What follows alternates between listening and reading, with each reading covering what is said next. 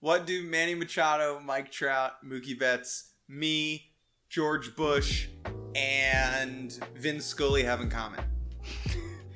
What? Tell me. We all played high school baseball, and we were really good at it. You never know where the stars of tomorrow are going to be today, and that's what we're going to talk about, the top 10 high school hitters for the 2022 draft. High school hitters are fun because, you know, some of them, as you just mentioned, become some of the best players in the game. Some of them never make it out of A-ball. Scouts' jobs are to figure out which of them, you know, will hit past AA and which of them will become president. This list is going to be based on a little bit of personal preference, but also, of course, based on our conversations with people in the industry rankings, and the like. So consider this our top 10. It is not the official top 10. These are our top 10. At number 10 is Pittsburgh area shortstop Cole Young, who, for a baseball name, I'll give him a solid 7.5 out of 10. Cole Young, this is the kind of guy where the tools are not necessarily overwhelming, but scouts have been watching this guy for years, and he's just really good at baseball. It's really that simple. He plays a good shortstop. He's not the most physically imposing guy, though he does have a strong lower half. He's always hit well in the showcase circuit. He's only 6 feet, but again, this is the kind of guy that enough scouts have seen for enough years where it's like, yeah, I trust that this guy's pretty good at the sport that we play. And if it doesn't pan out, he can just flip his first and last name and become a really awful white rapper. There are teams that love this profile, even if it's not necessarily super exciting, so look to hear his name called probably in the second half of the first round. Are you saying that non-sexy guys can make it too? I am, Jake. Hope. At number 9 is Mikey Romero, a Southern California shortstop who is the younger brother of softball superstars Sierra and Sydney Romero. Both were All-Americans in college at Michigan and at Oklahoma. Jordan, tell me a little bit about Mikey.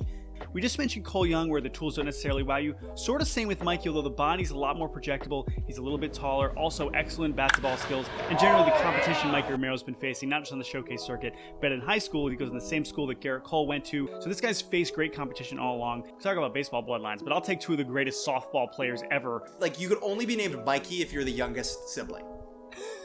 Yes, not a lot of older brothers named Mikey. That's a great point. I would expect to see Mikey a little bit more towards the back half of the first round, if not maybe the comp or the second round, but I'm a huge fan of Mikey Romero. Where's he committed? He's committed to LSU. That will be a theme throughout several of these high schoolers. The whole world is actually you watching this. Jay Johnson actually just got you to commit to LSU. At number 8 is Tucker Toman, the son of a college coach, and Jordan, that is always an asset. Oh, of course, Jim Toman, the head coach of Middle Tennessee State. Shouts out to the Blue Raiders. Is he committed to Middle Tennessee State? Unfortunately, he is not. Clemson, I believe. I think he's Clemson. Oh, no, he's LSU too, of course.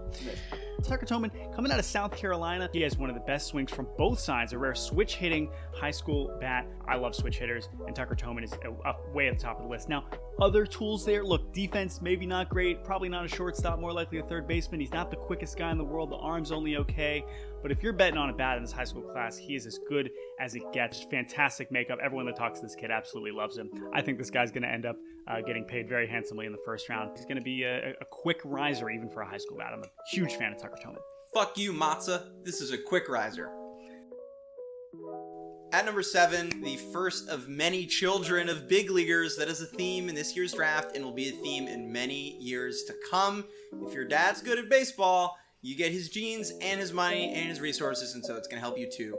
Talking, of course, about Justin Crawford, the son of former big league outfielder Carl Crawford. Now, he has the same type of speed, right? Now, he's a little bit taller, a little bit lankier, but play style very similar. Top of the scale speed, obviously a fantastic center field defender. People are really betting that he's going to fill out and that there's going to be a little bit more power coming to this frame. But right now, he's just letting his speed do the work. I'm a little bit torn on Justin Crawford, but I can see why teams love him, and I wouldn't be surprised to see him go in the first round as well. Also coming out of Las Vegas, he's coming from the same high school as Joey Gallo. Committed to LSU? Yeah, I believe so. At number 6, this is a fun one, a fun name, a fun player. It's Jett Williams, a high school shortstop out of Texas. Jett Williams. I mean, we're already in great shape for a baseball name. This is the kind of player that if he was 4 inches taller, he would be even higher on this list. He's a really, really exciting athlete, can definitely play shortstop, excellent hitter, got real pop even though he's just 5'8". And yeah, I'm a huge fan. I mean, how can you not bet on a guy named Jett Williams? If you've ever laid awake in bed at night and thought to yourself, what if former NFL running back Darren Sproles was white and a baseball player? Well, then your national nightmare is over, because that's Jett Williams.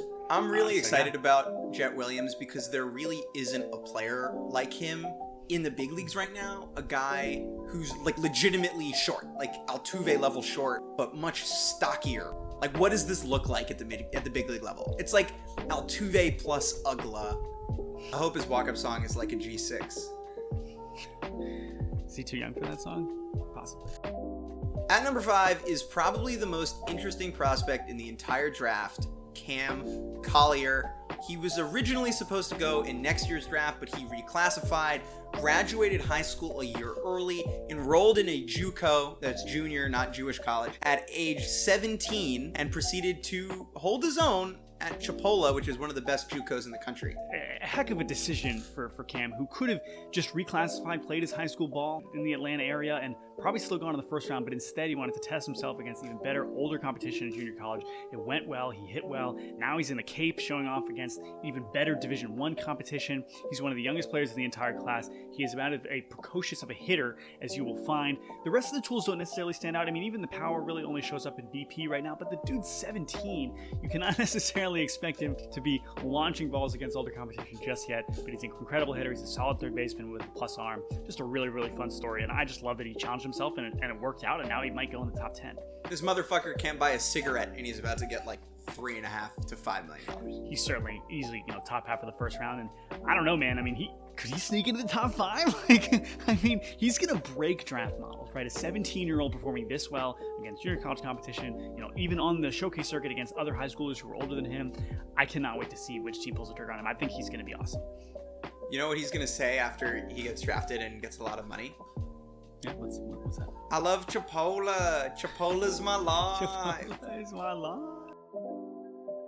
At number 4 is outfielder Elijah Green of the historic IMG Academy. Great academics. This is a name that I think, a year ago was the clear favorite to be the number 1 pick in this year's draft, and he still might be. Who knows?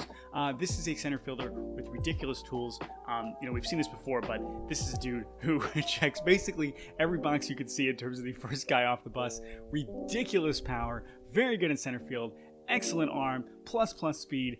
And what I'm most interested in when you watch some video of Elijah Green is it's not the same swing as Giancarlo Stanton, but in terms of a very simple, not really using his lower half and just launching balls, Giancarlo Stanton is what comes to mind. It's low effort zip, yeah. Right? If you see Elijah Green swing, there's not a lot of sweat on his brow when he's rotating, but yet the ball finds a way to travel 500 feet to dead center field.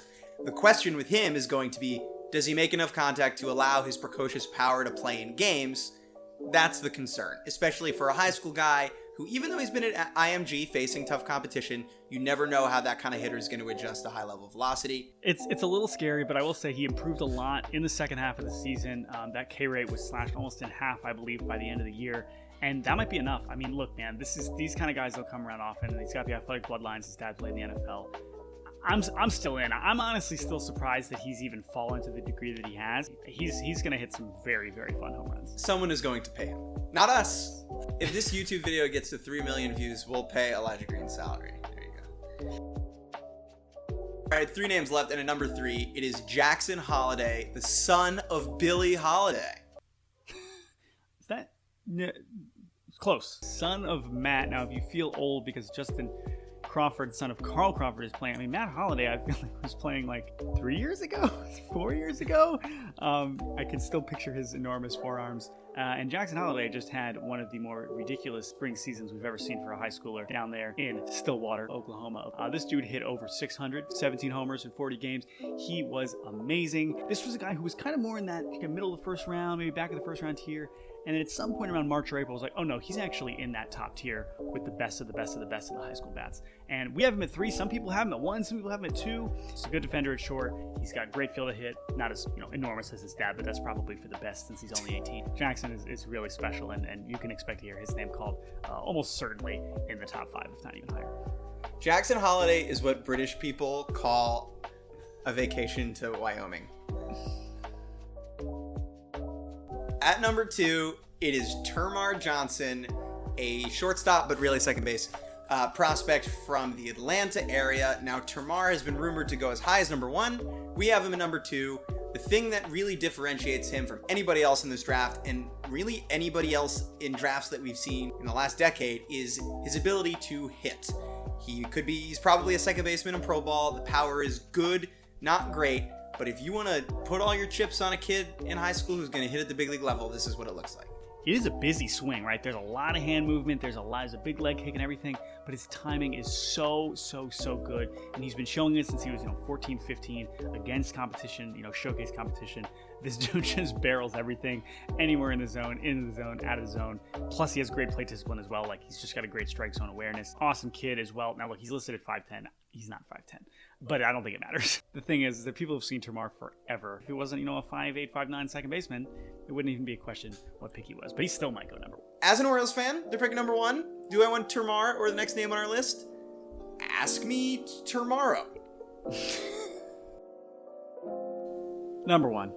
Look, we just gushed all over TERMARR Johnson, but look, the number 1 player is obvious. We are not going to big brain this too hard. It's Mr. DRUW Jones. Of course, continuing the theme, son of former big leaguers. And I know this is going to sound crazy, Jake, but would you believe it if DRUW Jones was really good defensively in center field? No, I wouldn't believe it. The son of DRUW Jones.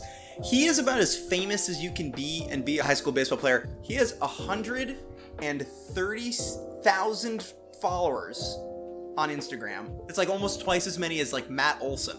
So look, plus the defense in center field is not going to be enough to get you to the number 1 on this list. His field to hit has been improving rapidly. Now look, this guy has been famous for several years, of course, but his power potential and how he's looked at the plate offensively has gone up so much so fast against decent competition in suburban Atlanta. It's like, oh yeah, no, this guy's everything we want. And it's also probably, next to Elijah Green, just the best body you're going to find in this class. He's a no doubt center fielder. The power's there. He's just had so many moments this spring where it was like, oh yeah, of course. There was a video that went viral of opposing fans kind of chirping him and chanting overrated, and then he immediately hit a home run.